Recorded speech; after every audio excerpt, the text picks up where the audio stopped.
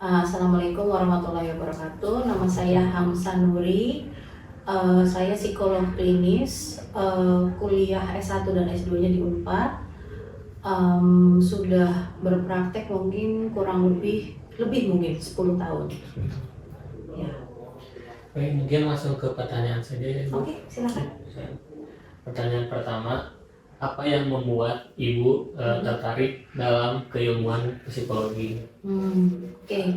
Jadi saya itu kan ya tipikalnya anak remaja di masa itu gitu ya. Saya salah satu yang pengen pekerjaan yang membantu orang lain. Jadi tentu saja saya pilihan pertamanya ketika UTBK gitu ya adalah kedokteran. Nah, yang keduanya saya pikir kalau saya nggak keterima, saya tetap pengen bekerja di bidang yang membantu orang. Nah, saya nggak tahu tuh dulu psikologi apa. Yaudah, jadi yang keduanya adalah psikologi Unpad. Nah, yang keterimanya di situ. Ya intinya sih lebih ke sesuatu yang melayani, sama saya tuh waktu kecil suka banget baca buku detektif. Nah, detektif itu kan kayak mencari tahu gitu ya. Iya. Mengumpulkan data ya, Conan ya. Nah, gara-gara Conan dan buku-buku detektif lainnya, saya tuh jadi suka sama menemukan sesuatu yang dibaliknya gitu. Oh iya. Ya kan di kedokteran gitu ya, jadi kita mendiagnosa kamu sakitnya apa, batuk, sama-sama batuk, tapi antara COVID atau TBC atau apa gitu kan. Nah, saya suka yang begitu. Nah, kombinasi dari dua hal itu akhirnya saya memilih profesi ini. Begitu. Oke. Pertanyaan kedua, Ibu. Apa pandangan Ibu mengenai konsep sakinah yang berarti keluarga yang tenang dan penuh kasih sayang? Jadi di situ di dalam keluarga itu ada dua orang dewasa yang paham tentang perannya dan tujuan hidupnya, bekerja sama membimbing anak-anak dengan kebijaksanaan dan kedewasaannya mereka. Sakinah tuh ya begitu. Barulah nanti dari situ muncul tuh si kasih sayang itu. Berarti ada syaratnya, dua orang dewasa yang bijaksana dan dan paham sama tujuan hidupnya dia. Situ.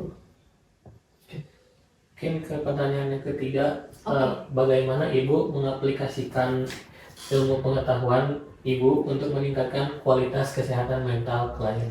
Oh ya, nah psikologi itu walaupun kelihatannya seperti mungkin ya dilihat sama orang itu kan talk terapi gitu ya.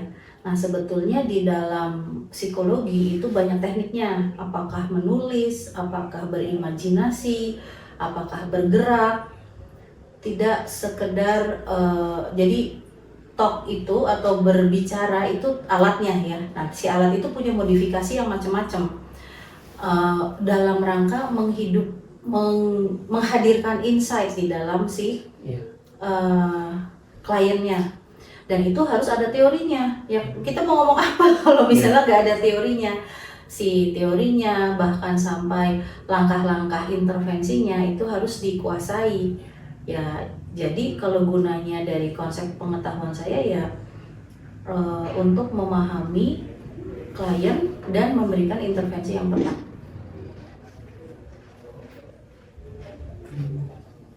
Oke, pertanyaan selanjutnya, Ibu.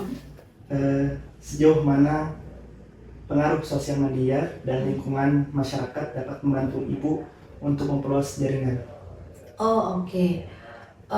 Ya tentu saja untuk menyadari bahwa di luar sana banyak ilmu yang ternyata butuh kita kuasai dan membuat kita terbuka sama hal-hal baru.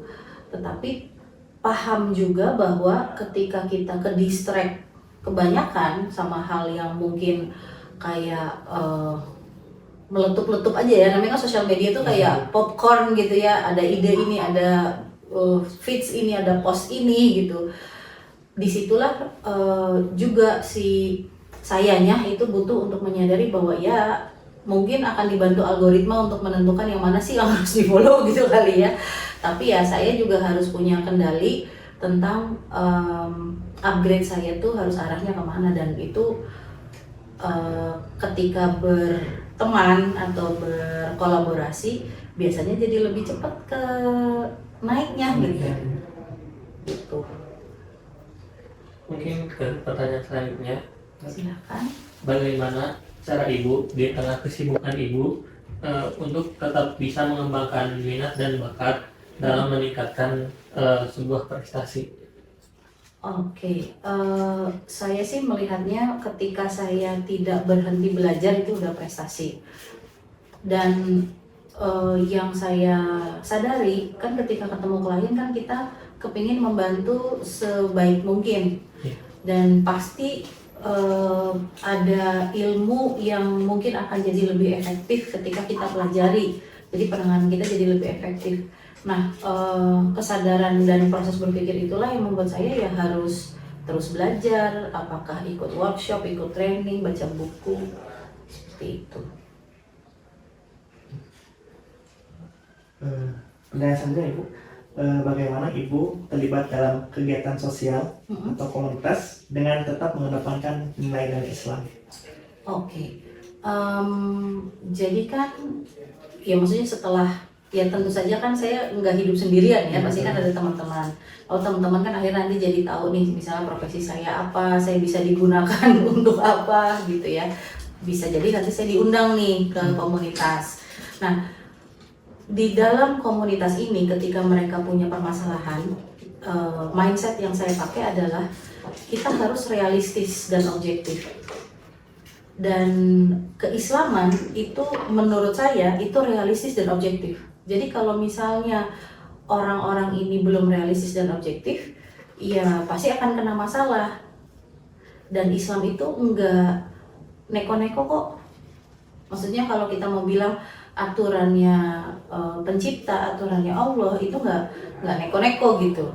Pasti yang berhubungan dengan realita dan berhubungan dengan objektivitas. Maksudnya bukan objektivitas, kebenaran lah gitu ya.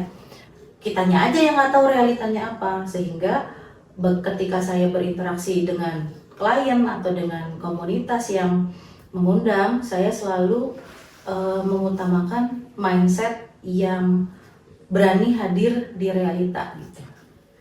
Mungkin ke pertanyaan terakhir Ibu. Ya. Apa harapan Ibu untuk kepedulian sosial di kalangan generasi muda? Oke. Harapannya, gini, zaman sekarang itu kan godaannya untuk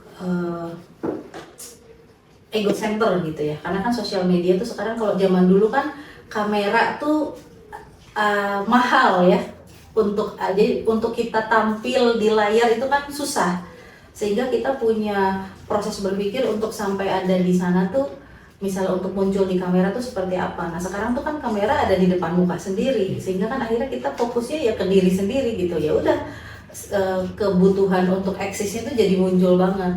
Godaannya membuat kita jadi sangat fokus sama diri sendiri. Namanya ego center. Lah kalau udah ego center, gimana caranya mau peduli sama orang lain? Karena kan yang paling penting akhirnya gue, ya gak? Nah jadinya disitulah seringnya empatinya hilang. Gak harus tentang sosial media ya, tapi tentang game, tentang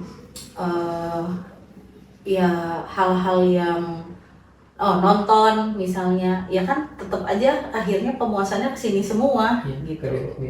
Nah itu yang akan menghambat si kepedulian. Nah harapannya bukan remaja, generasi muda tuh bisa secara alami tumbuh dengan pelan-pelan lepas gitu dari pengaruh gadget yang terlalu kuat, karena mereka tuh ya harus hidup di realita, ya kembali lagi ke situ gitu.